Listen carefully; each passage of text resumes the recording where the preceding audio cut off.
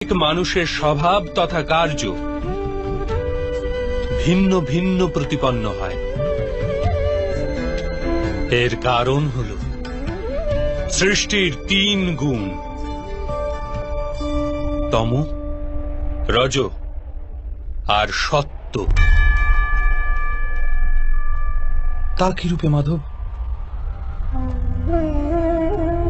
তম শব্দের অর্থ অন্ধকার।